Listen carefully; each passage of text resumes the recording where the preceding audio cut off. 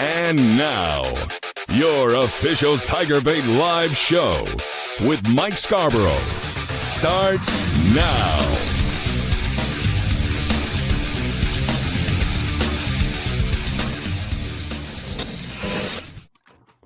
All right, LSU fans, welcome in an impromptu TigerBait live. Preston Guy joining me. LSU wins their 8th national championship. I was asked early on in our live game chat on TigerBait.com to give a score prediction. I said 6-2. I was off by 1 run. It ended up being 5-2. LSU wins their 8th national title. Jay Johnson, his 2nd in 3 years. Is that right? 3 years? Yeah, second and 3. Yeah. Wow, it's just incredible. Some fireworks very early on, and I don't know that that coach is. I'd say that Coach Snall is. I don't know how he's coming off with the national media. I know the mid-major fans and fans who are not very liking to LSU outside of the fan base are wanting to cry foul. But that was unfortunate for him and his team. But LSU clearly was the better baseball team in Omaha and throughout the whole entire season. So team will fly back tomorrow, waiting for word on when a championship celebration will be, if there's going to be any greeting at Alex Box tomorrow or airport or whatever. I know last time they won the national championship, there was just the national championship celebration in Alex Box, like on the Wednesday or Thursday night later on that week. So, and it was hot. I recall it very well. Preston, I think you were out there as well. But look, this impromptu show is brought to you by Alumni Hall, and they're their title sponsor in this show. And why is that? Because they've got a lot of LSU national championship gear up for sale. And here's a look at some of it right now. And if you go to the front page of TigerBait.com, you'll see our content item to get the gear, as well as the code TigerBait to get 10% off everything. And we've got just about every item listed there for you. Click on our link on TigerBait.com. It'll bring you there. That way we get credit. But definitely do business with Alumni Hall. They're big in the NIL space, and they've got everything. They've got, as you can see on the screen, they've got the really nice polo shirts with the national championship logo, the big 40-ounce tumblers, the national championship hats, like the team was wearing down on the field today, as well as the team shirt that you see in the middle of that graphic. Everything for the youth, the women, koozies, coffee mugs, you name it. They've got it at Alumni Hall in Perkins Row. But I think you should probably go to TigerBait.com on the front page, look at our story link. I think it's the 3rd or 4th story. Click there and get it your stuff reserved, so you're not waiting on any back orders. And a lot of this stuff is going to be in stock at the Perkins Row store. And we'll talk more about that a little bit later in the show. But you guys do me a favor. If you're enjoying the show at any time during it, please hit that like button. We're live on Facebook and YouTube. We're going to take your questions and comments. We're going to have some special guests and popping in throughout the hour. So we're looking forward to that. Preston, your thoughts? I think the outside of the storyline of LSU being the dominant program in college baseball now, winning its 8th national championship is since, what was that, 1990? I mean, that's unheard of. They've been to 20 Omahas in 40 seasons, which is also unprecedented. LSU is the dominant program, and we'll talk all that show. But I think the big storyline of the game, not the championship, the game, is, of course, Kevin Schnall getting ejected in the first inning. Did you hear his explanation of it? Did you actually get a chance to listen? I know you uploaded clips up. We put the clips up, and I just don't know where he came off looking very, very good at all. Look, he's look, man. I look. We all got different personalities. I know I can be a little gruff at times, but that dude is full of gruff. Okay. And look, man, it was all over his face. If anybody has hypertension, it's that guy. He needs a low sartan, and needs to cut his sodium, and he needs a blood pressure cuff stat. I just I just don't think he did himself any favors. I don't think it was a good look for his program. I think Jay Johnson handled the question very well in postgame when he was asked about it. They're friends. They've been friends for years, crossing paths at their various stops in their careers and on the recruiting trail. And I think Jay handled that with class. It's just, look, and I said it during our chat. I hated that there would be anything that would anybody, particularly someone who's anti-LSU or whatever, that would want to say, "Oh, well, that puts an asterisk on it," or they would mar it, or think that the umpires had some say in this game, and so forth. So to me, I think that's unfortunate. Kenny Haynes with a super chat. Have you ever seen a coach and players say more wrong than Coastal? And Kenny, of course, is sponsoring tonight's show as well, and we'll talk about him pretty soon. And big LSU fan, and we thank him for sponsoring our batter up shows each week. In fact, I just traded texts with Kendall Rogers, and we're going to do something tomorrow afternoon. We're going to do a batter up show tomorrow to get his thoughts. I was trying to get him to pop in on this one, and he said, let's do something tomorrow early afternoon. So we'll do that instead. Kenny, thank you for that. Riley Ortego with a super chat. Go Tigers. Love you, Preston. All right. Love you too, buddy. Love you too. I played with Riley back in the day. So you sweat and bleed next to somebody and, they become special to you forever. Yeah. By the way, I do want to follow this off. He did say you too, Mike, after that. He just didn't put it on the super chat. So okay. There you go. There you go. And by the way, it's Artigo, actually, believe it or not. You're really good at pronouncing names. Artigo. You want to guess that, huh? I said Riley Ortego. Or, Ortego, but it's Artigo, like A-R. It's very strange. In California, he'd be Ortego. Yeah, he'd be, like Jenna Ortega. Yeah. All right. All right, let's dive in. Brendan Huff, LSU. Kenny Haynes, go Tigers. 8 is great. President said he called this week one wild man. Said he called this week one. Big Stack Kelly, I'm here so I don't get kicked out of the BFFs. How about them Tigers, he adds. Todd Davis, go Tigers. 2 college baseball championships in 3 years. And is LSU a baseball school? You know what, Mark? I look at what Jay Johnson has done, and I haven't missed a media opportunity for Jay Johnson since he arrived here. And it's an education. Every press conference, you learn more about baseball just watching him. Very rarely does any his he doesn't like the word tinker or he prefers something else. But his lineup changes, what he did with Jake Brown a couple of games ago, bringing him in, just every button he pushes works. And no one's going to out hustle him. No one's going to outwork him. You heard him during his post-game press conference. If you're a pitcher and you don't want to come here, basically you're crazy. And I'm paraphrasing, recruiting during the post game. And he's done that several times. What was funny was one of his clips where he was kind of doing something similar a couple of games back. I made a little clip out of it and put it out on Twitter, and the LSU baseball recruiting Twitter account retweeted that out. So they're constantly recruiting, and good for them. I imagine he's about to load up in the portal. I imagine he's already on the phone. He's been on the phone with portal kids all evening, getting a club sandwich or something delivered to his room for room service and making recruiting calls. Yeah, I'm not reading that one. BK probably going to feel a little heat even more now. Yeah, he is, of course. Mark, how many pitchers transfer in? Yeah, he was making his pitch, wasn't he? Lifetime contract? Yeah. They said that about Ogeron. I'll tell you one thing, and I don't have the graphic, and I'm sure you saw it, Preston. Where was Jay when that graphic was put out 3 or 4 weeks ago about his pay and compared to other coaches in the SEC? Wasn't he like 6th or 7th? He was pretty far down the list. Yeah. I don't know that Jay's going to say I need to be the highest paid, or good for him if he does. But it's time for LSU to ante up and get him in that upper 2 or 3, without a doubt. Let me ask you this, Mike.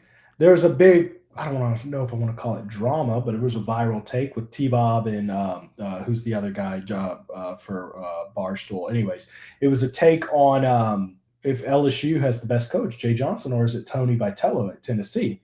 Do you think it's fair to say Jay is certainly? I mean, definitely. Well, look, you're going to get the we're going to be LSU biased here, and I've got to know Jay a bit, and certainly there's recency bias. The bottom line is there's some great coaches in the SEC, and that's why it's difficult. That's why Jay in the postgame talks about when you go 19-11 in the league, you've really accomplished something. It's tough. It's tough. A lot of great coaches. Dave Van Horn's a great coach. Yeah, he is. Just can't win in Omaha. Yep. Vitello is a great coach. The only there's a lot of good coaches against Jay is that, well, okay, it's LSU, it's a program designed, but LSU has had, Paul Mainieri was a good coach. Just never really, he only won it once, and now Jay Johnson here, he's won it twice. So I still think even if you're at an elite program, you still need to be a very good coach to actually win multiple national titles. Carl the Cat Dunn, he was messaging me. I think it was Carl the Cat that really put me over the edge. Preston was like, "Are we doing a show?" And I was kind of like, "Do post game." And then Carl says, "You doing a show?" And I think Carl put me over the edge, and we ended up doing one. And Hal Jubin says, "Hey, Carl Dunn. All right." You got another super chat you missed, Mike. Where's it at? Here, I'll pull it. From Kenny Haynes again.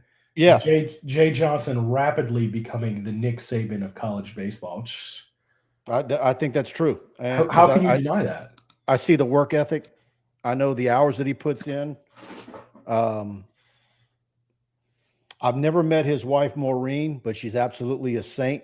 I think with the amount of hours that he works, I'm going to tell a little story right now. I'm usually the first one there for press conferences during the week for baseball.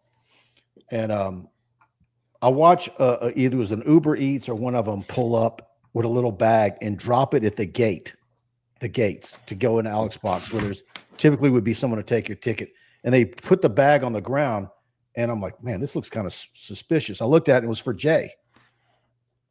Well, he's getting food delivered because that saves time for him to go out. And of course, I picked it up and handed it to someone for them to give it to him. But it's the hours.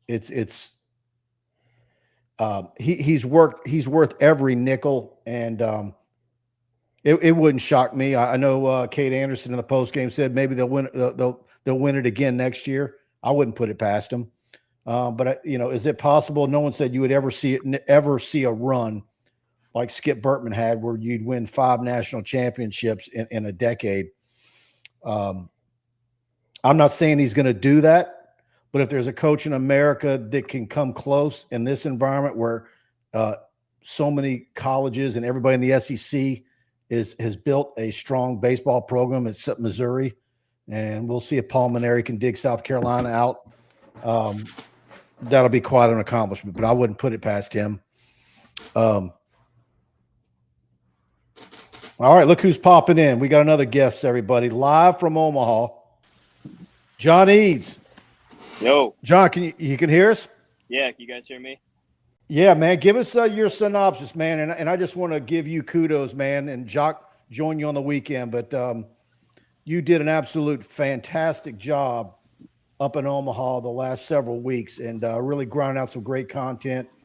And just want to give you that bouquet there. Give us your thoughts. Wrap this thing up for us. Well, thank you. I appreciate that. It's been quite an experience. I was sitting down talking to somebody recently, and they were like, "Oh, so how long have you been here?" I was like, "A week." And then I thought about it, and I was like, "Actually, I think it's been 2 weeks." So I kind of lost track of time. But awesome time here, awesome season, man. I've told a couple different people this. Like, I watched every game this year. Obviously, I was at maybe 40 or so, if not more of them. And there wasn't really a point in time where I was like, "Yeah, these guys are winning the national championship," But it was kind of just a perfect storm of everything going right for them, playing at their highest level and capability at the right time, the bracket working out the way that it did, them getting a number 6 seed. Like, it was just kind of a perfect culmination of everything going right. And you know what? Sometimes that's all you need. I don't want to sit here and say they got lucky because they lost one game the entire postseason to Little Rock. They beat Arkansas twice. They've won so many different styles of games throughout the postseason and really the whole season. So they earned it. Everything's set up for them to take advantage of this opportunity, and they did that 100%. Give us your perspective. Obviously, you might have seen something more than we saw and witnessed earlier today with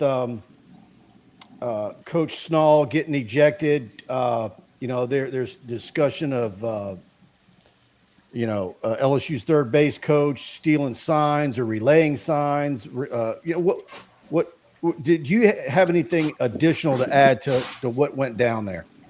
Well, it was kind of just strange. There was a collective gasp in the press box when he got tossed because it was the first inning, bottom of the first. The game had just started. Like, people are settling in. It's 0-0, and Coastal had a base runner, I think, and they were getting ready to do their deal, right?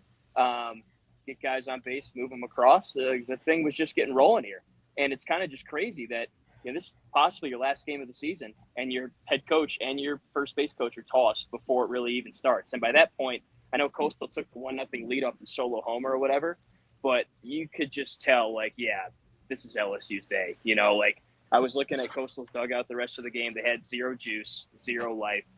There were moments in time where they made it interesting, but, LSU had the upper hand the entire game, and especially when that happened, everything tipped LSU's way. I looked around the stadium, everybody was on their feet. Everybody was chanting LSU. I was trying to find Coastal Carolina fans. I really couldn't find any. It literally looked like an LSU home game in Omaha, Nebraska. That's all I can really add to it. As far as Coach Jordan stealing signs, he does that every game the whole year. I've stood in the third base well when we're allowed to be down there for certain games. That's what they're doing the whole time. They're talking to the guys in the dugout. Hey, what are you seeing? That's just what happens in baseball. And no, I'm not. I'm from Michigan. I grew up a Michigan fan. So sign stealing, sign gate, we're not getting into that. But, they do that all the time. So I did hear a bit of an exchange that Morrison had with Jordan as he was walking back to the dugout after the first inning. I'm not sure what was up with that. But, I'll say this, that whole soundbite of Morrison, who was kind of forced into the spotlight of having to say what he said, kind of backfires in every respect. Yeah, I kind of blame the coach for leaving him out to hang to dry in that press conference. The not much thing. Coach, he had a look on his face like he knew it was something. They wanted that. That's his fault. The only thing I'll say is at that point in time, the press conference, the questions were for the players, so maybe he didn't feel like he was allowed to speak. But LSU and Coastal Carolina, if you're the underdog, and Coastal was the underdog coming into this, I think it's fair to say, why would you give the other team bulletin board material? Right. They did that, right. And it's gonna go viral for a long time. So yeah, and look, maybe if an older person might have been quicker on their feet and said, "Oh, I like their uniforms," or it's that's an old political debate trick. Can you say something nice about your opponent? I think they're a good family a good family man or whatever, right. But it was kind of an unfair question. But I'm sure he's gotten better responses than that over the years. He says he asked that question. It's bad PR training is what it comes down to. Whenever there's a big event at LSU, they always, what's the marketing teacher's name? They get him to drill these guys with questions. Tommy Karam. And by the way, I participated in one of those, and he lined me up with some really asshole questions to ask. But see, not many schools. I was scared to ask him. Not many schools have a guy like him, though. That's true, but they should have a PR guy in their ear training them a little bit better than that. John, I got to ask you, obviously Michigan guy, you went to Syracuse, you've been in other markets. What's it like just covering this baseball program compared to these other markets? It's got to be different, huh? Unreal, bro. And it's hard for me to compare it to other markets because this is the only one I know. But geez, it's just crazy down here, dude. There's nothing like this up north. I go to Michigan games and the big house and rah-rah and all that stuff, and it's just not as intimate, I guess you could say, as LSU is with everything, especially baseball. I was not a big baseball guy growing up. I quit in 6th grade to play lacrosse. We didn't have a college baseball team at Syracuse, though probably we should. I've that just never real? really been They a don't have a baseball baseball guy. team? No baseball team. No. We got the Yankees and the Mets in the same state, but no baseball team. But I mean, you can ask any of my college buddies. I absolutely hated the thought of working baseball in college. But then I got down here and I got to know Coach and some of the players and the fans, just how much people care about it. And Jacques was fortunate, nice enough to give me an opportunity to kind of have that be my thing in the spring last year. And I kind of saw what it could be. And I got really into it towards the end of the season. And then this year, it just got completely taken up a notch, just with what Jay did in the portal and just being around the team more, meeting more of the fans, learning more about the history and stuff. And it was my life for the past 4 months. So well, but John, it goes beyond that. I mean, we were, grinding it during football season and doing shows till 1 or 2 in the morning. I'd wake up the next morning and you'd be out there on a Sunday at fall ball, doing that stuff. You were getting a lot of feedback from your work covering fall ball when nobody was doing it. So good for you. Dr. John Sibley Butler with a super chat says, congratulations to Tigers. Can we have a joint party with LSUS 59-0? Can you make it happen? That's good. Dr. Butler, thank you so much for that nice super chat as always. John, I reached out to a media guy and I said, he's a national guy. No, it's not Kendall, it's somebody else. And I said, do you have LSU fatigue yet? And he goes, I'm pulling for him so bad because I'm so ready to get home. They did not want that game going another day because they're ready to be home in their own bed. And you're one of those guys who's been there a couple of days before it all started.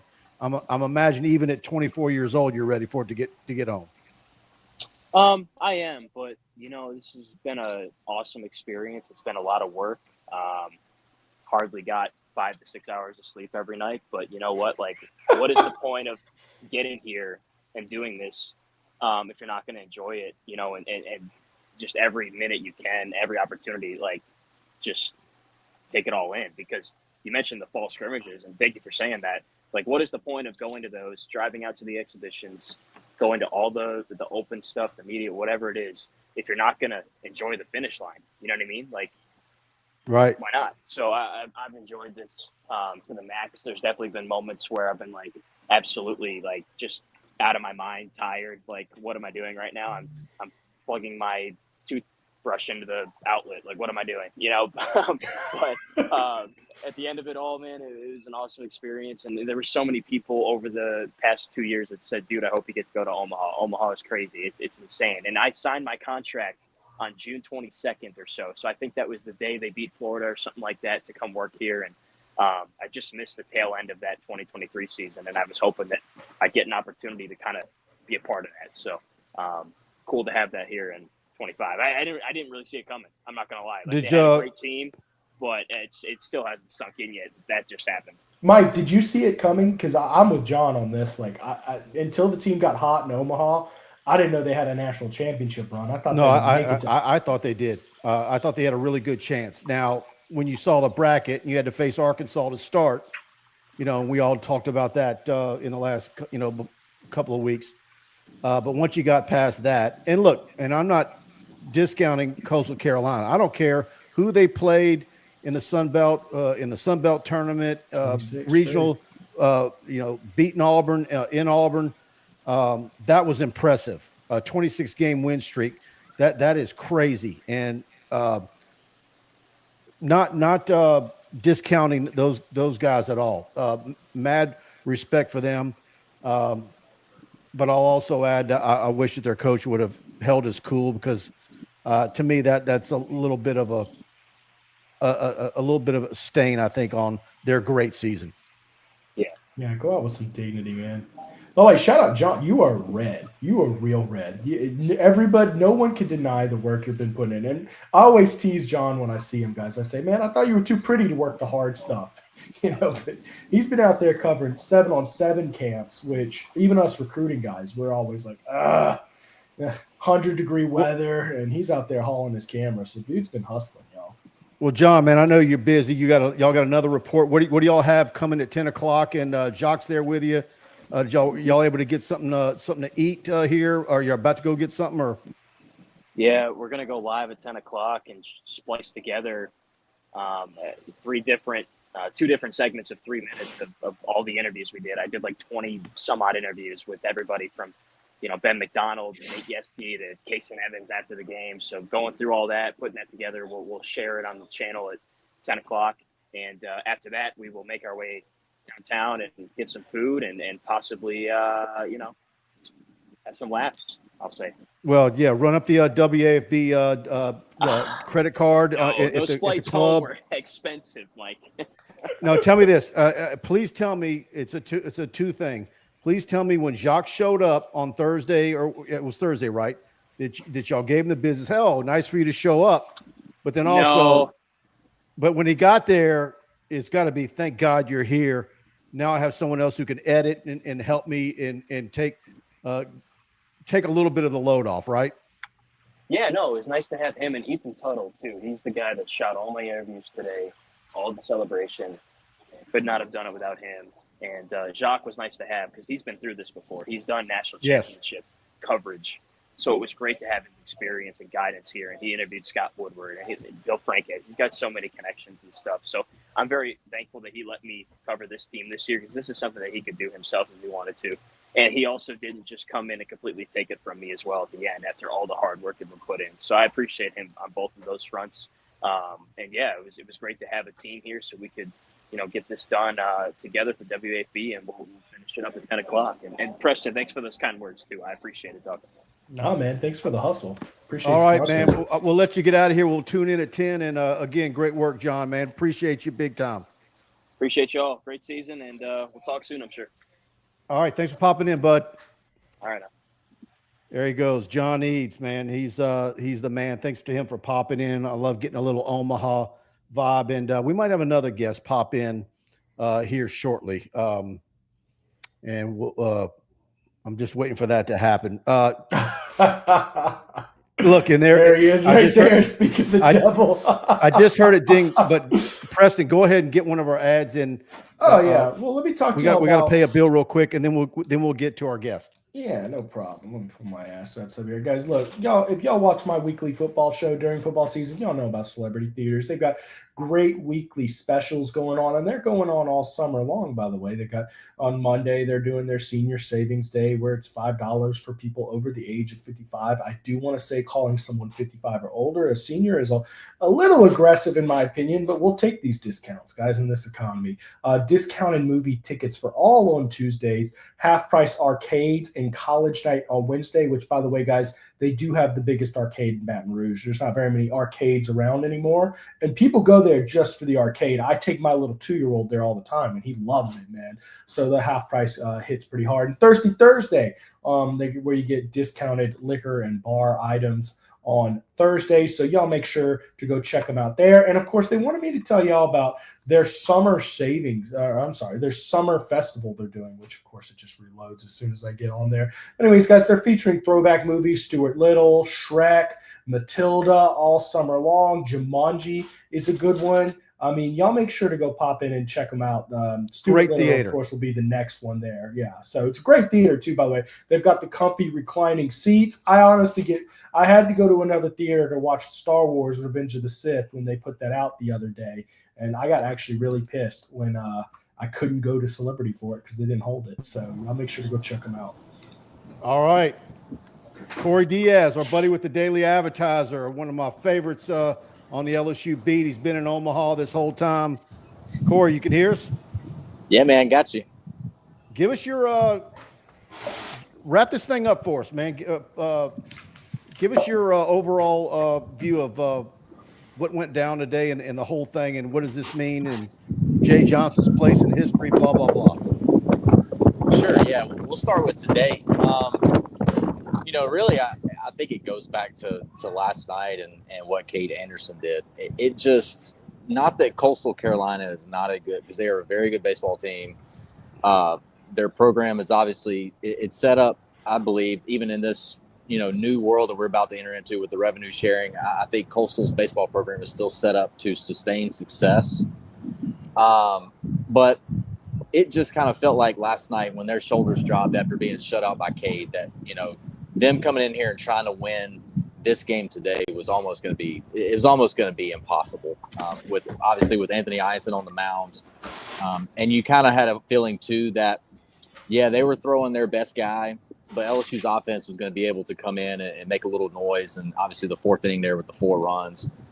Again, it was kind of like last night with Cade, right? They scored the first run in the first inning, and that's all you needed, And so when you got a guy like Eisen on the mound, you give him 5 runs. That's all you're going to need to win a game. So it just so happened that, at the end of this game, when you get the final out, they give you a big trophy, and you get to, parade around town with it. So, but in Omaha they go 5-0, which is really impressive. Not too many LSU teams, can say that they did that, undefeated in Omaha.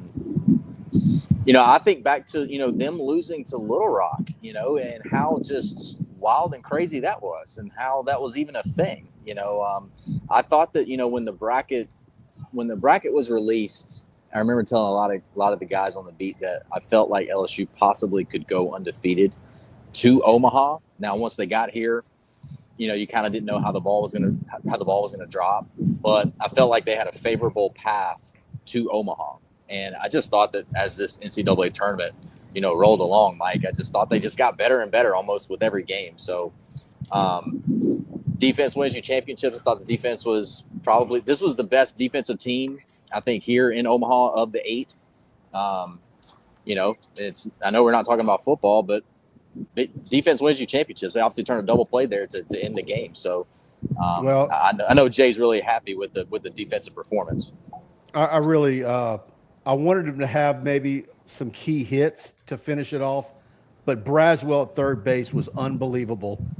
I know he was probably aggravating for LSU fans when he went to the plate, but I really enjoyed the fans in Omaha basically giving him the loud of ovation every time he went to the plate as Bear Jones, and maybe even louder today. I thought I was hoping he would have a Jordan Thompson story arc at the end where maybe he'd have the key hit to win a game or something. But I think he held himself right, and his glove and the job he did at third base was outstanding. And he'll go down in history as one of the greats, and one that LSU fans will never forget.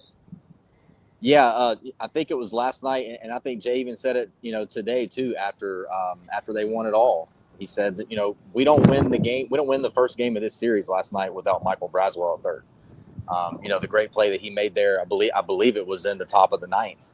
To get the second out in the 9th inning yesterday. Just a phenomenal that throw was unreal. Outstanding throw. Yeah, just a professional level play, at third base. And again, we're talking about a guy who's played shortstop for pretty much his entire baseball career. And, I just got done following a story about, just the buy-in from this team and why the buy-in was so important for this team to win how it was able to lead this team to win a national championship. And it's guys like that, a guy who's played shortstop all his life. Jay says, "Hey, we need you to play third for us." And he goes, "Okay, coach."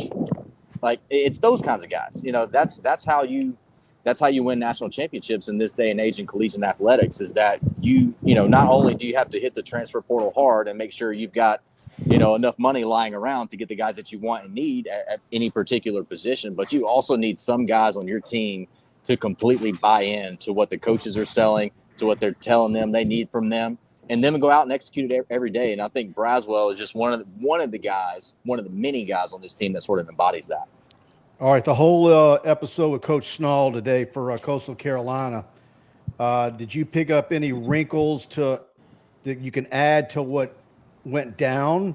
And do you think he handled himself right in the post-game press conference in explaining it, and a halfway apology that wasn't an apology? I'm telling you, he was mildly red-faced in the post-game. I don't know, maybe with the Coastal fan base and Sunbelt fans, and if there's people watching that are anti-LSU, maybe they agreed with him, but what's your take on it? I'll say this, Mike. I thought when the whole thing was playing out, I don't know. I feel like it's a little soft for the umpire to throw out the coach in the bottom of the first inning of a game where the team is, trying to fight to stay alive in a national championship series. I don't know.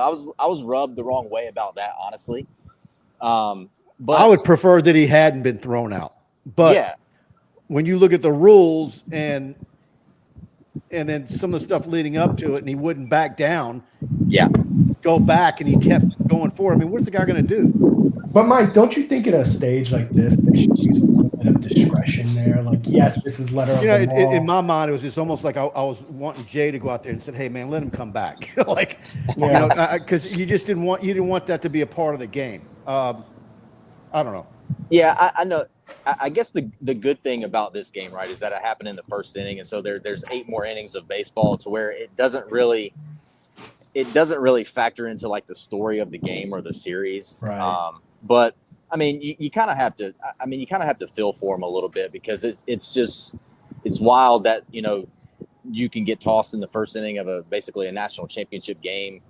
But again, per the rule book, and Jay mentioned too, there was a game where he got tossed this season, for arguing balls and strikes. And although I was told that Kevin was arguing a pitch clock violation, and you can't, like you said, Mike, you can't go out there when that's in the rule book, and continue to give the umpire, an earful and not expect to get rung up. So, and then, Matt Schilling, the first base coach, I don't know. We were all looking down because we were, tweeting out that Kevin Schnall was heading to the locker room and then he gets rung up. So it kind of just felt like at that point that Coastal was kind of unraveling a little bit.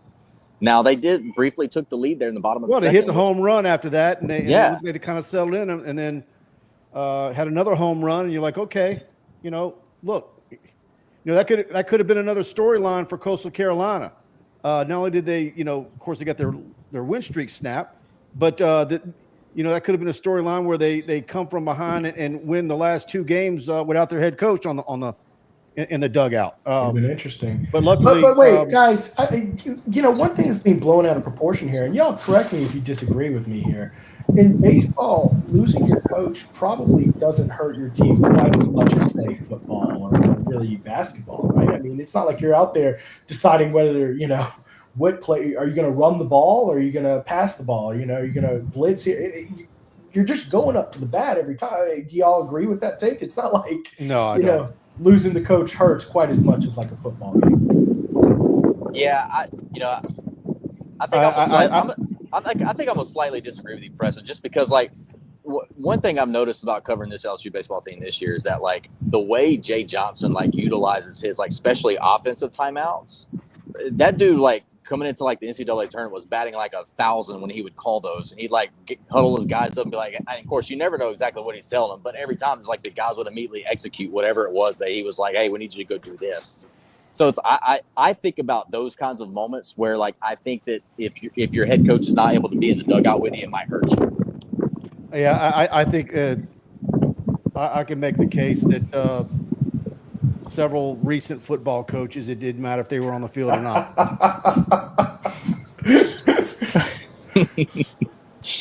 Head football coaches.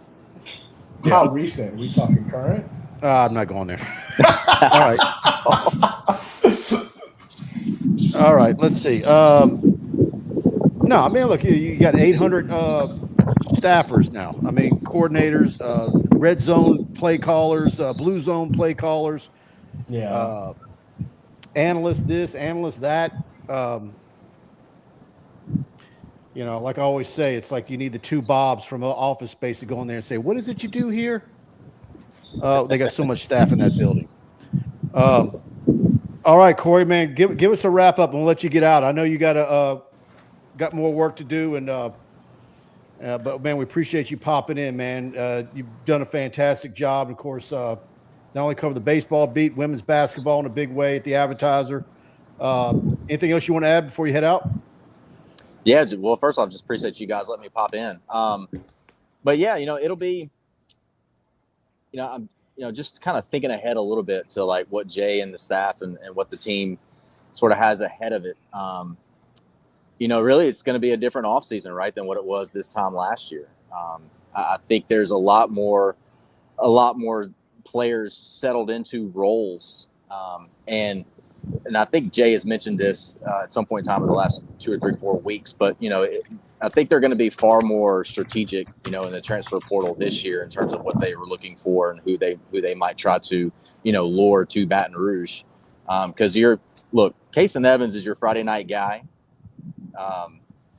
Depending on, kind of how some of the dominoes fall, I think you have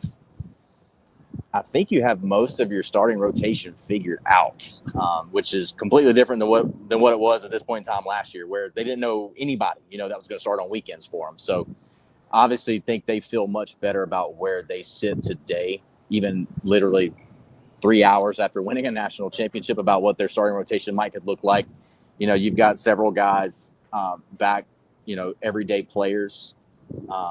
So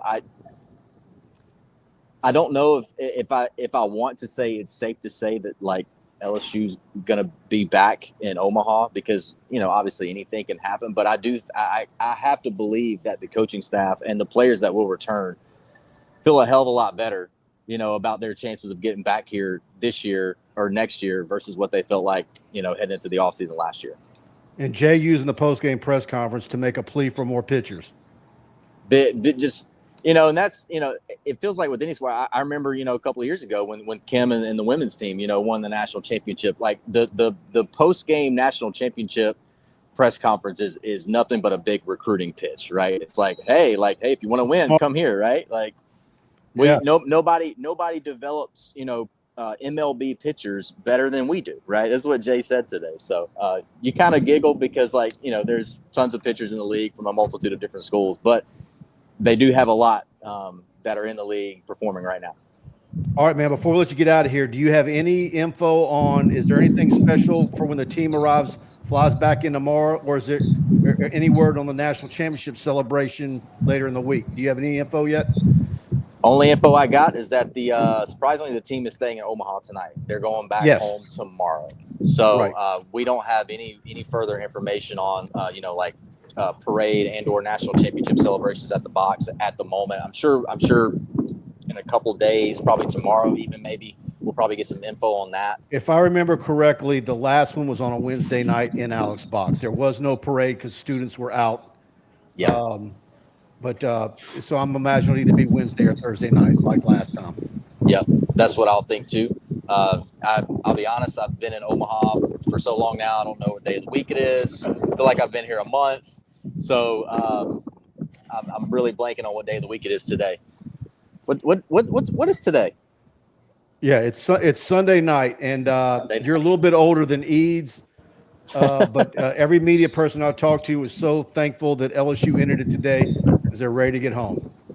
Man, I'm so ready to be home. Can't tell you how ready I am. Yes. All right, Corey, man. Thanks again, bud. Thanks for popping in. Thanks for your great work, and I'll see you in a couple of days. Sounds good. Appreciate you guys. All right, Corey. Thanks, bud. All right, man. That's Corey Diaz with the Advertiser, and thanks for him for popping in. And he's done some great work covering Omaha as well. And who we need to do now? Preston, we need to do Bays? Yeah, go ahead and do Bays, and we got to get, All right, let's talk about Bays Oyster Bar. You saw us there live the other night, and fantastic oysters. First of all, I had a turkey brie and bacon sandwich that was out of this world. One of the best po' boys ever had in my life, because I'm, still one of those guys who doesn't know what he's supposed to like. They bring out oysters. I start digging in, and Rick over at Bays says, "Mike, I thought you didn't like oysters." I couldn't put them down. They're serving up the freshest farm raised oysters from Grand Isle. No mud, no grit, just clean, delicious flavor. Not into oysters. Get that turkey, brie, and bacon po' boy I just talked about. They've got great boiled shrimp with a nice kick to them, and they've got a roast beef po' boy that I watched press. I was hitting it with the oyster fork and saying, "Man, this would be great over rice." Their roast beef po' boy, I'm telling you, you get one of those to go, you could eat 2 meals out of it. Eat a half for one meal and a half for the other. That's how much beef is on. If there was less than 3/4 pound of beef on that po' boy, I'd be shocked. Fully stocked bar, complete with top-notch bourbon, whiskey, and a massive craft beer selection. And so don't miss out on the Baton Rouge newest oyster spot. That's Bays, and they're on 315 North Boulevard. And that's, of course, the former Jolie Pearl. And across the street from Struby's, who, of course, is one of our fine sponsors. And they sunk a lot of money in that building. It's beautiful. And they're going to have a lot of events coming up. Live music's going to be playing down the road. That's why you need to get over to Bays. So good, man. And Dykes Electrical, we want to thank them for sponsoring us, the official electrical company of TigerBait.com. No matter how big or small your electrical needs might be, Dykes is wired for success. You need a brand new 10-story office building, they can wire that. A 200,000 square foot warehouse that you need built, they can wire that. Expanding your existing commercial building, they can wire that. Changing out a breaker, a whole electrical panel, upgrading old lighting in your home or office, or just a receptacle, they can wire that. Give them a call today at 225-216-9180 for a free estimate on your project. Make sure to let them know TigerBait sent you. And Dykes Electrical, huge LSU baseball fans. I know they were celebrating the big win today. Of course, a Baton Rouge, Louisiana owned and operated company, and nobody's better than Dykes Electrical. All right, let's dive into some more comments. I'll tell you what, BK and Company, they need to win some football games so we can have some cool light shows in Tiger Stadium. You know, Dykes did the lights on Tiger Stadium, those new LED lights. So, yeah. Got to beat Clemson. Big parade, lots of women in Mardi Gras beads. You know, a couple of years ago, is nice is that, and Preston was out there for the Women's National Championship Parade. I kind of thought the baseball team got gypped. Now, I know Whitney Bank was a big sponsor of that and put money towards that whole thing. And maybe the weather was a little cooler. Plus students not on campus. But that parade was really, really a nice thing. Maybe they'll do it this time. I don't know. But either way, they're going to have a nice event. If it's just at Alex Box, be on the lookout. We'll have info on that soon, I'm sure. Dr. John Sibley Butler, Augie Garrido would have thrown a punch after he had been thrown out. Umps have to show a little management skill with hot head coaches and give a little on a big stage. I don't know how long it took during the game for the NCAA to put out a statement. I know there was a statement that was circulating amongst the media that they had gotten from the NCAA, but I'll be real curious to see if that umpire gets reprimanded in any way, or if it's something quietly under the table. I'm not real familiar with him. I'm sure our buddy Sanji is. He knows who all of them are. Is he all of a sudden,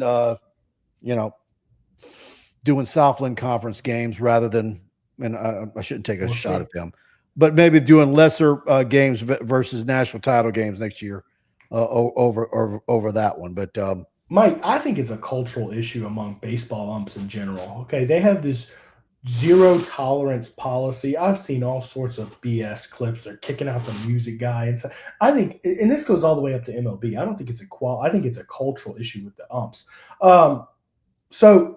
Did you actually get to listen to Kevin Schnall's full synopsis? He actually agreed. He said it was fine that he got booted. He contested getting the 2-game suspension afterward because he said what happened was he approached the ref. His first base coach had a warning, and he said, "Why is he getting a warning?" And they said, "Well, he's contested 3 calls already." And in Kevin Schnall's words, he responded and said, "That's because you missed 3 calls already." And the ump wasn't having it. Kicked him out. Another ump comes up aggressively. The coach claimed that the ump tripped and fell and was embarrassed, so he gave him a suspension, and that's where he contested it. In fact, he came out and said, "Why should I be held accountable for another grown man's athleticism?" Which that's where you take all your kudos for manning up and owning that you got ejected, and you throw them all away when you're like, oh, basically you called the ref unathletic. So he's not exactly good at handling losses and situations with grace. I don't think Kevin Schnall is. Well, those of you who have tuned in to our Batter Up show each and every week with Kendall Rogers, Kenny Haynes has sponsored all of those. And let's hear from Kenny. Kenny Haynes is a proud 1989 graduate of LSU Law School with a passion for justice. Kenny stands out as the only lawyer in the state, board certified in both appellate practice and family law. Drawing from 34 years of trial experience, Kenny has navigated the most complex aspects of real people's lives. If you need help in Northwest Louisiana with a family issue, legal issue, or a highly skilled trial attorney, call Kenny 318-222-2100. There you go. We thank Kenny for being a big part of TigerBait.com, and he's the official, unofficial attorney of TigerBait.com, and also a great friend. All right, let's get some more comments here. Again, if you're enjoying the show, whether you're on YouTube or Facebook, we're streaming both places. Please hit that like button. If you're on YouTube, hit the subscribe button, notification bell. If you're watching us on Facebook, please follow us on Facebook, which, by the way, we've added 10,000 new followers in the last week and a half. We're going to hit 100,000 within days, probably within the week. And I'm going to have a giveaway, a really nice giveaway. It's supposed to be a win autographs or something. It's supposed to be a win bar signed by Brian Kelly. See, I was hoping you would sign some stuff for people. So I need to figure out how to do a giveaway, Preston. We're going to do it on one of our shows coming up as we celebrate hitting 100,000 followers on Facebook. All right, let's see. Big Stack Kelly, SEC is notorious for bad officiating. Brad DeVete agrees with Preston. Many of the umpires are so thin-skinned and love the power to have to throw anyone out. I really would have preferred for him not to have been thrown out. You want everybody to be at a full 100%. Right. You want everybody's best game. You want to be a champion. You want everything to be the right way. I just don't know. Look, let's say he would have, the umpire would have gone another 10 to 15 seconds. Would have gotten any better? Do you think that guy was going to back down? No. I mean, if it would have went another 10 to 15 seconds, would we might be singing a different tune? And was there anything for, and I'm just kind of playing devil's advocate.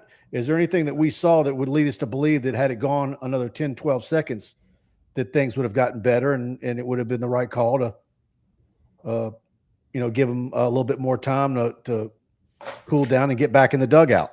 I mean, you never can know. How can you know? I mean, maybe that coach was just going to go way too far with it. I don't know. In my opinion, I really wish they hadn't tossed him out. Whether it's right or wrong, by letter of the law, it was the correct move to boot him. I think that's one of those things where you got to kind of be aware of your situation, that you're in the national championship. American Patriot, the announcers were worse than the umpires. I'm not a big Ravage fan, and I think a lot of people, most people watching this show would prefer Ben McDonald over.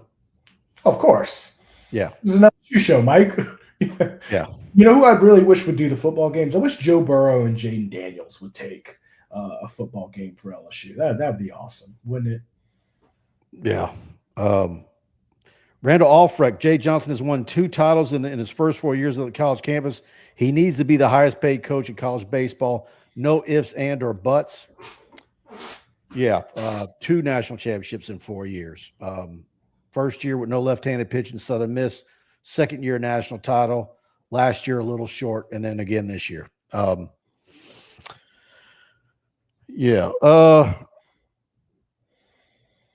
I think David, Mike, were you upset the media didn't make a big deal about the Jell-O shots? I know you love that stuff. Man, I avoided that like the plague, Brad. Look, I know it goes to a good. I think they cut checks to a food bank, so I think there is a good cause for it. I get a little worn down by it. I will give a shout out to Stephen Miller, who was there in Omaha today. He did a giant snake of Jell-O shots, so just a little deviation on it this time. I think they hit 50,000 shots today, so they're going to fall a little short of the 68 last time, but. Hey, don't challenge LSU fans to drink. That's a dangerous contest. Tony White gives us a go Tigers. Yeah, Carl Dunn, they spent half the broadcast talking about the ejection. Justin Lagrange, JJ has already surpassed Paul Maneria's second best baseball coach ever. And it's not. Yeah, but Justin, I recruited Josh Pearson. Jacob Boudreau, the ump did have a few opportunities to turn around and go back to the dugout, but he decided to continue to mouth off expletives towards the ump. Yeah, I just wonder if the umpire, with a lot of people who think he was too quick, had it gone just a little while longer, he absolutely would have had a leg to stand on with more people.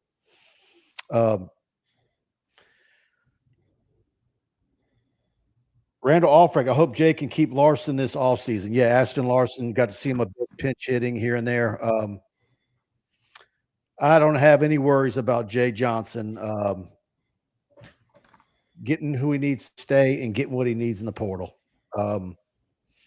It's if you're a kid who's going to play college baseball and you watch it and you watch the Alex Box atmosphere, you watch the way the team plays, the swagger, the support in Omaha, the purple and gold.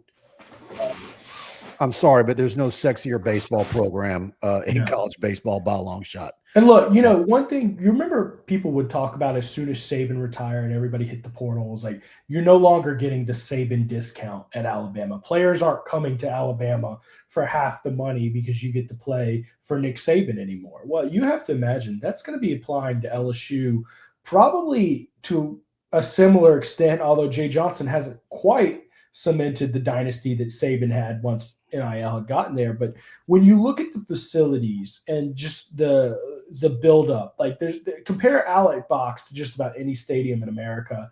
The difference of playing baseball at LSU versus just about any other program is night and day. You have to think you're going to start getting kids at a pretty discounted rate. Chance Babb and Jay is probably working the portal as we speak. Oh, he absolutely is. Sure. He's probably been doing it for hours. Absolutely. That is Nick Saban-esque, by the way. If you ever talk to the 03 there's so many similarities between those two, it's not even funny. If you ever talk to the 03 championship guys, they'll tell you right after the game, Michael Clayton and Matt Mock, he brought them into his little office in the Sugar Bowl, and he says, hey, guys, I need to know right now, are y'all coming back next year? And they both were like, well, I don't know. And they both kind of told him, okay, well, I guess I'm going if you need an answer right now. And that's how both those guys left early. John Bro says Jay should go after the Tennessee reliever in the portal, Dylan Loy. I'm sure that they've got I'm sure there's activity. They're aware, more than aware. Not saying that's going to be 100%, but there's a plan. I mean, at this point, but Jay really, he tells the truth when he talks about being at a disadvantage working the portal when you're still playing in Omaha and all your competition is back at home. Look, man, there's a reason why, he hasn't won a national championship, but Dave Van Horn has a great roster every year. And, a lot of people will think, who are the biggest competitors in the SEC in the NIL era? Arkansas might spend more money than anybody. They're spending as much or more than Tennessee and more than Texas and Texas A&M. So don't think that Arkansas is like fifth or sixth. They've probably been first the last couple of years. They've got a lot of money, and a lot of the people who like them really like baseball. You think about, know the people backing Arkansas, a lot of big names out there anyways. I'd say thing is for LSU, though, I mean, at this point, do you feel comfortable LSU has a Friday and Saturday guy next year? I mean, you got to figure Case and Evans locks down your Friday role. And then Chase Shores. I mean, look at his arm talent. If he can ever get consistent placement and ball selection, he's probably got the most talent on this roster. I mean, he throws 101 with consistency. Yeah, but Shores is draft eligible.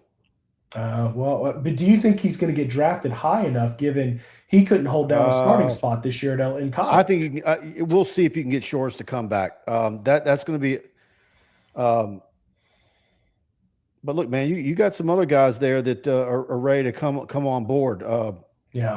They've got some really talented young pitchers. Yeah, Schmidt. You got a bunch of guys. Rizzi, Cooper Williams. Yeah, I mean Cooper Williams is a guy that I absolutely think has a real chance at being an SEC weekend starter. Newt. I mean, a lot of guys who give you that potential here. I mean, I think really, and I think Jay's staff stays complete. So that'd be that's something that's going to be a big boon. I mean, he's kind of gotten pilfered a bit each year, hadn't he? Yeah. So he's gonna. It looks like, knock on wood, it looks like he's going to have his staff stay together. And Yeski, man, you love the job Yeski's done this year. By the way, if you look at pitchers who have thrown a scoreless game in the national championship, it's on the 2 out of 3 part of Omaha. There's only been 2 other guys to do it. One was coached by Jay Johnson in Arizona, and one was coached by Nate Yeski. So, and then the third one to do it, Kate Anderson, both coached him. So that's not by mistake. Mike, we got a super chat in from Kenny Haynes a bit ago. I don't think we got it. You want me to throw it up? Go ahead and put it up. Yeah, and correct me if I'm wrong, but the second ump went to the ground and it was over. Of course. I mean, doesn't even matter if he trips and falls, the optics of it. That guy's getting the boot after someone falls over. Yeah. By the way, let me look at it real quick. Yeah, Coach Snall's post-game press conference on our TigerBait YouTube channel. And I know the numbers on there's a version on our Facebook page as well. It's almost triple the views of Jay Johnson's presser on our channel, an LSU channel. It's getting hit from all over the country. Everybody wanting to see what he has to say. And we knew that was going to be spicy, and it was. All right. Let's see.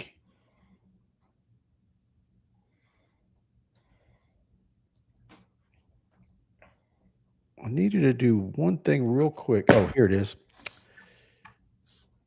There it is. You see it on the screen. You can get the 2025 Genesis GV80 from Genesis of Lafayette with 2.99 APR for 60 months. And I've been telling you guys over and over again, Genesis of Lafayette, the premier luxury dealership offering the finest cars and SUVs in the region, coupled with the best service anywhere. Genesis of Lafayette has a huge inventory of new and certified pre-owned Genesis vehicles.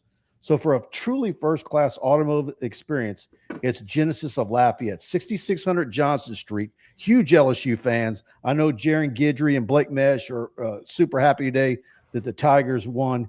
Give them a call at 877-856-2961.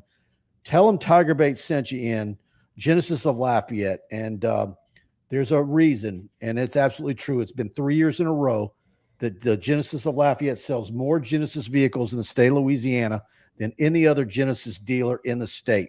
And they're going to go the extra mile. I'm telling you, I don't care where you are in the state of Louisiana. Get over to Genesis of Lafayette. Tell them TigerBait sent you in. If you're shopping, there's a particular color, interior, they're going to locate it for you. And please tell them TigerBait sent you in. All right, let's get to some more comments. Yeah, we're getting. This is a common frame. Shane Godso give Jay Johnson a raise now.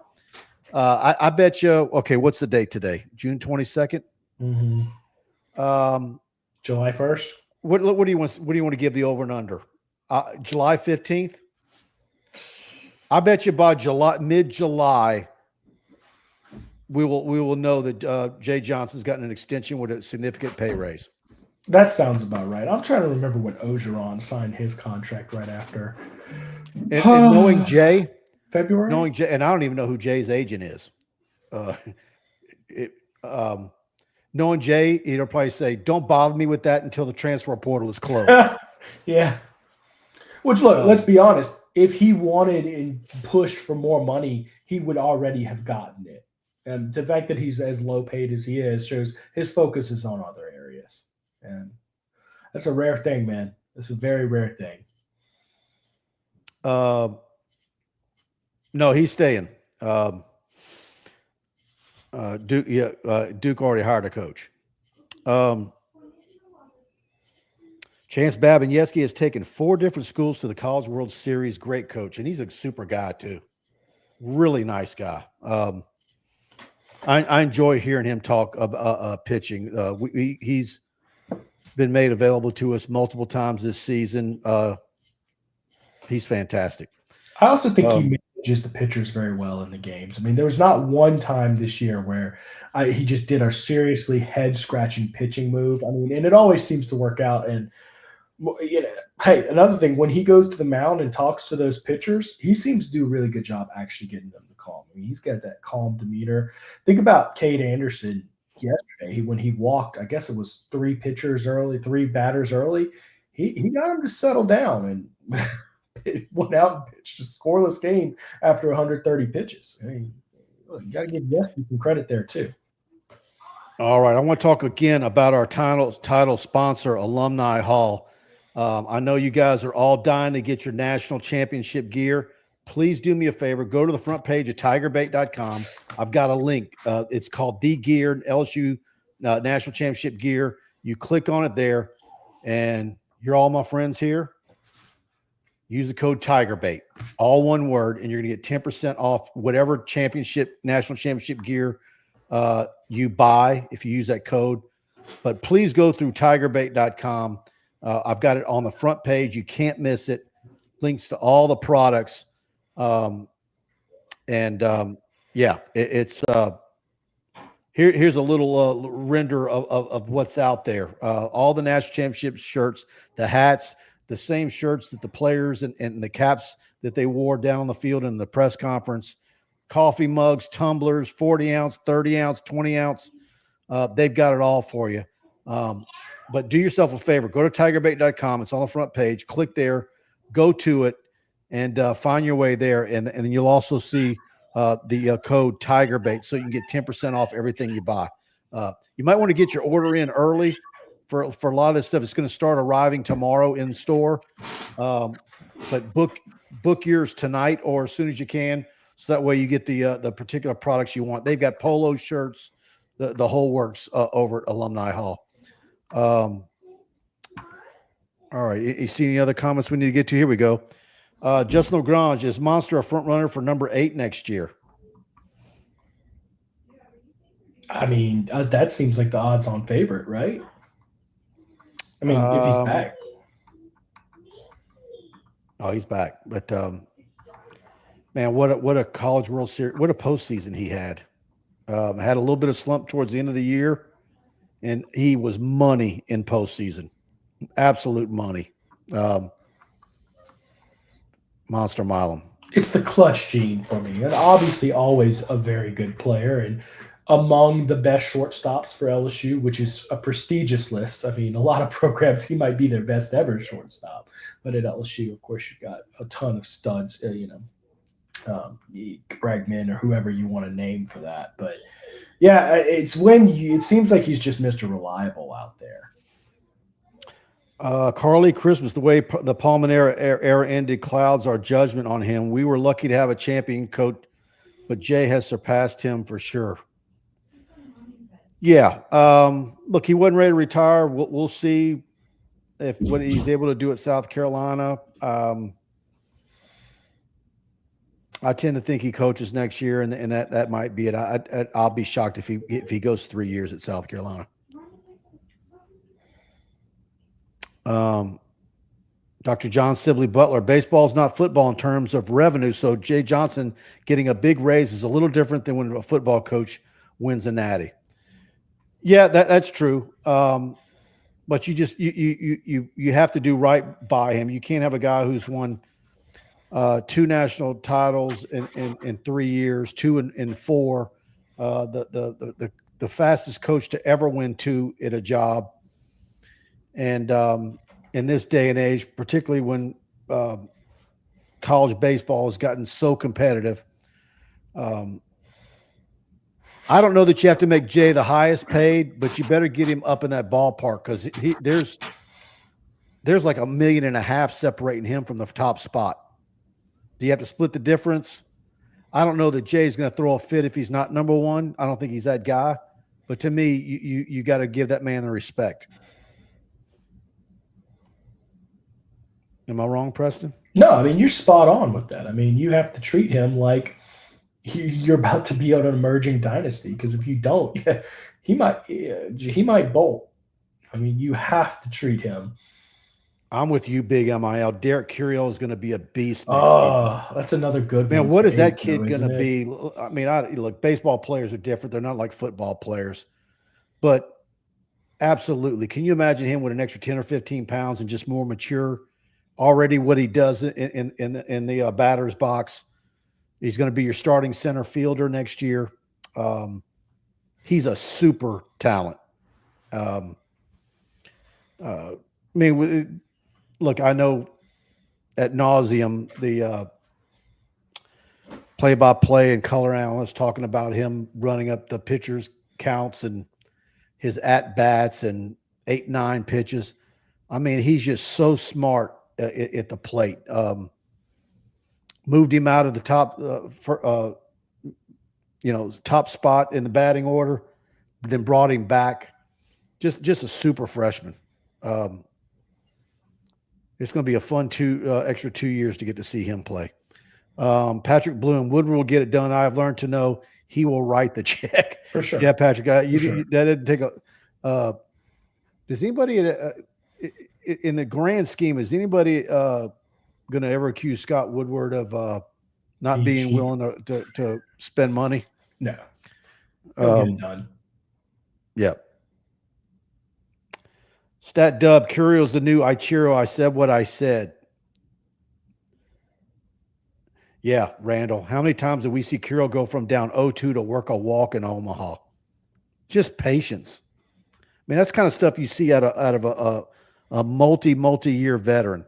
And that's why you hear the story about how Jay Johnson was recruiting him since the 7th grade. I mean, it was so obvious what that kid was going to be. Go Tigers. Larson will turn heads next year. Absolutely. All right.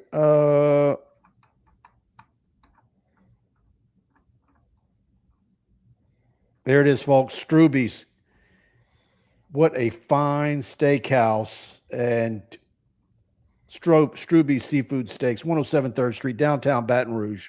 Of course, they pride themselves on providing a 5-star dining experience for a reasonable price. That cowboy ribeye looks so good. Locally owned and operated, ownership right there in the building.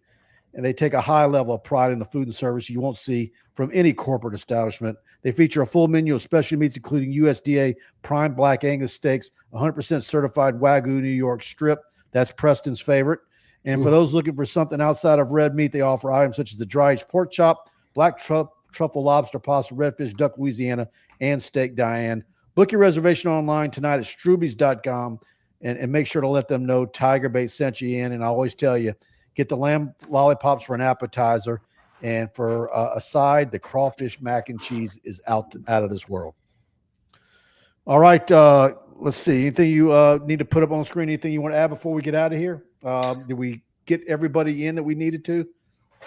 Let's see here, Cobb. We got no more super chats to get to, but we certainly do have a few more. Y'all hit the like button if you're enjoying the show, as always, and please follow us on YouTube and on Facebook. Don't forget Cap City, though. Yeah, in the last 3 weeks, we have loaded up over 300 items to our TigerBait Facebook page.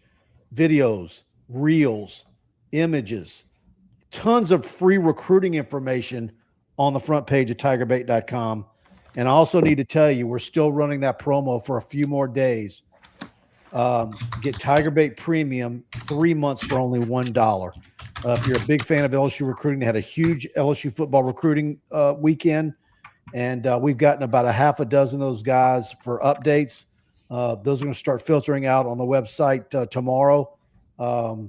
Got some predictions for commitments as well. All that on TigerBait.com.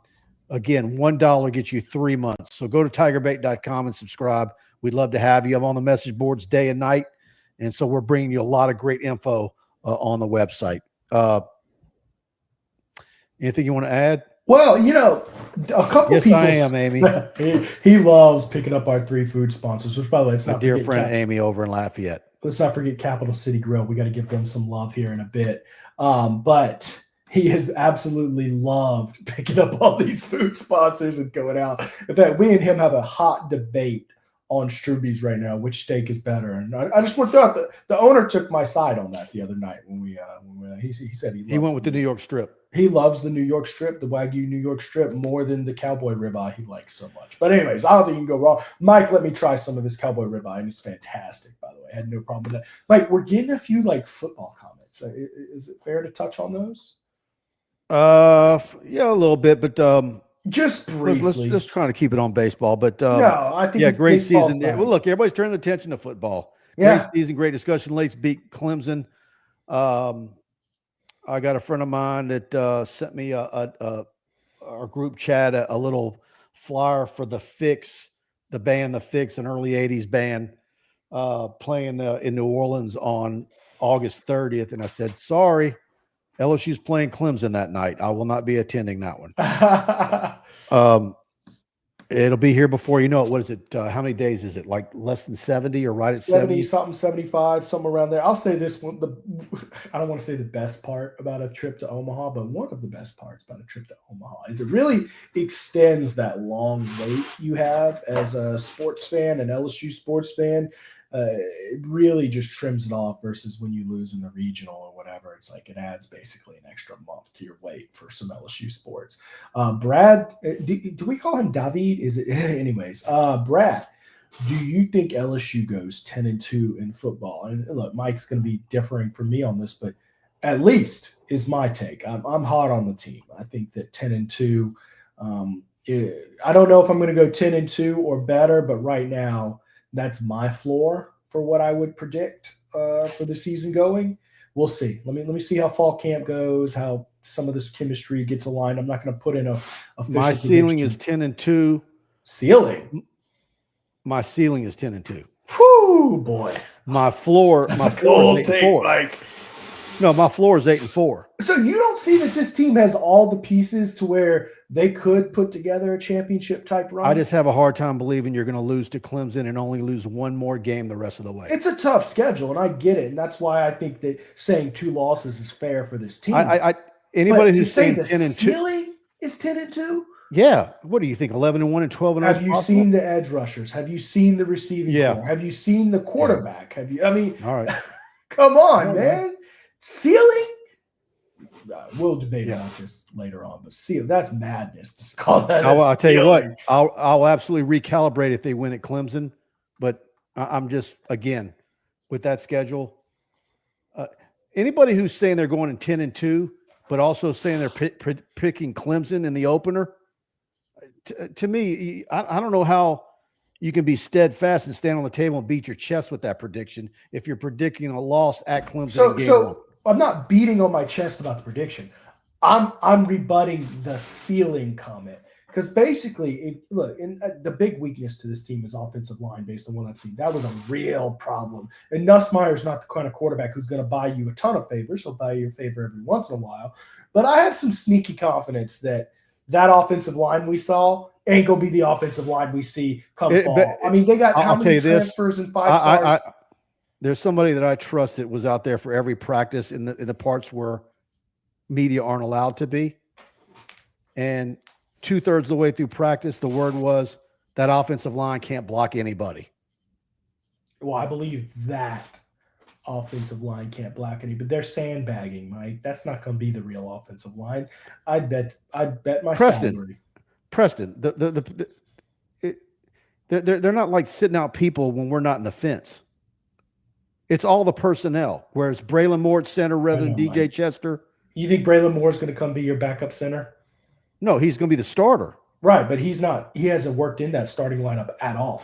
Right. This statement is made with Braylon Moore at center and others.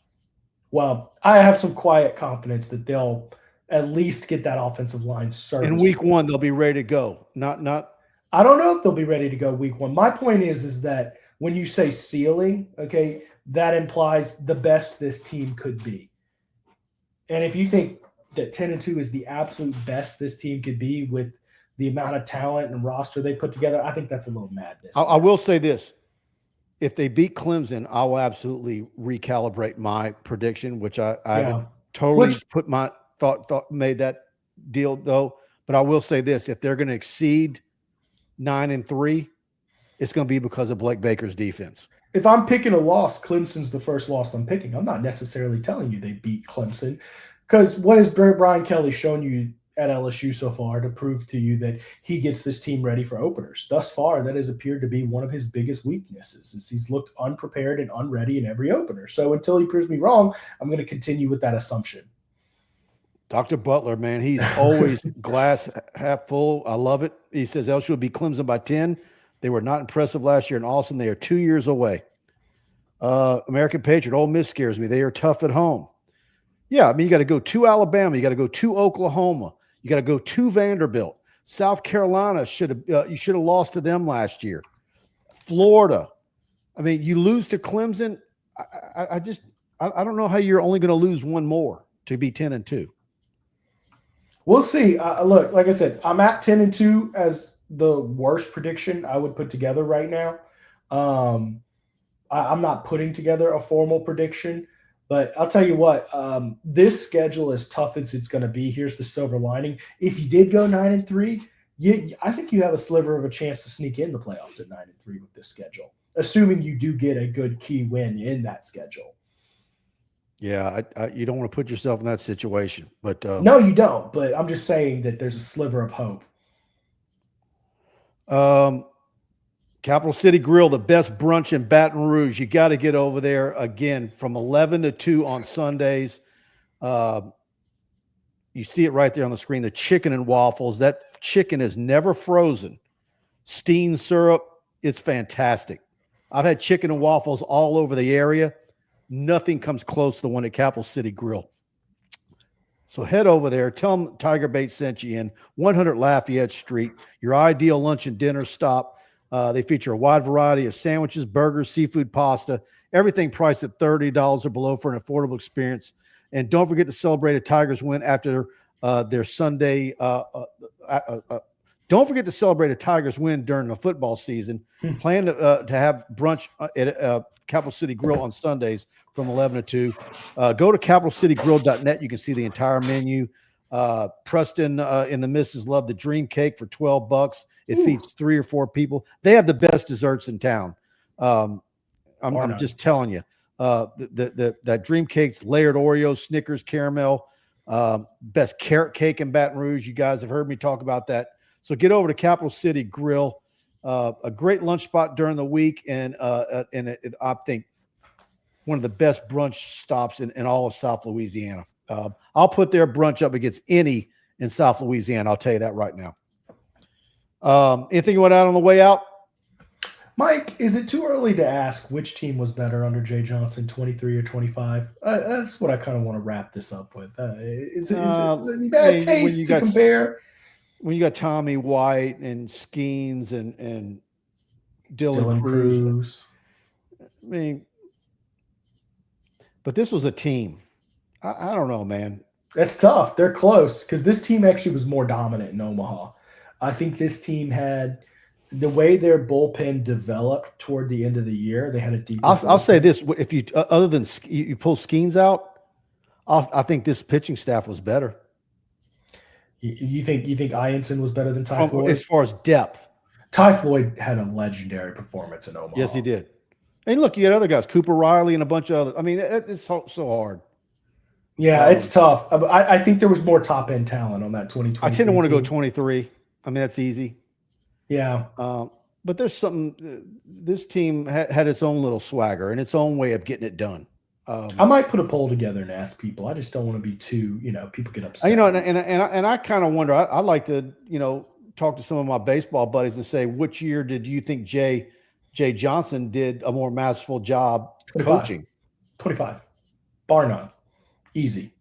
The buttons he pushed, the lineup changes, development of the team as the season went on.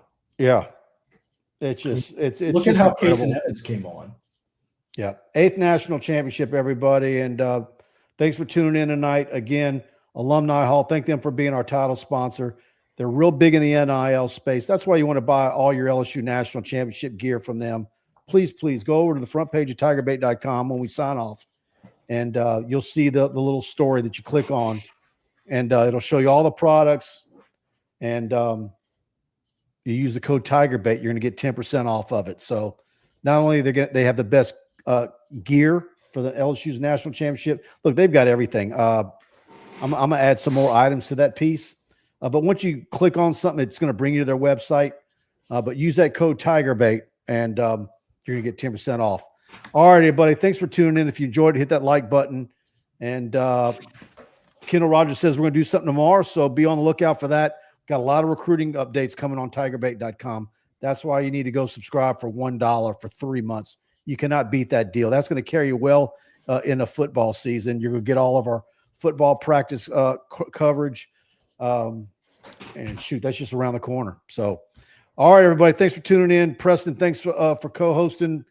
And thanks to our guests, John Eads, Corey Diaz, and we've got more coming your way on TigerBait.com here on our Facebook and our YouTube channel. So please follow. Good night.